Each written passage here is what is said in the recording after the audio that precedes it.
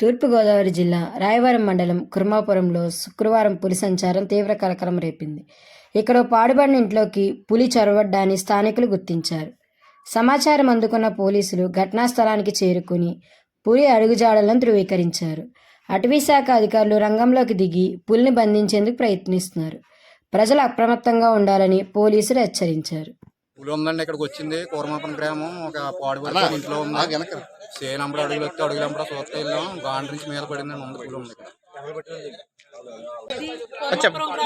పులి వచ్చిందనేసి మాకు గ్రామ ప్రజల ద్వారా తెలిసింది.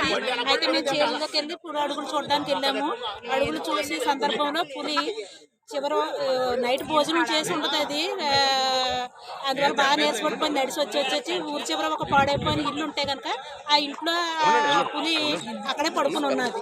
మేము ఎప్పుడైతే ఇలా చేలు అడుగులు చూడడానికి వచ్చామో అది గార్జించగా మేము అయితే సౌండ్ అయితే విన్నాము. పులిని కూడా చూసాము.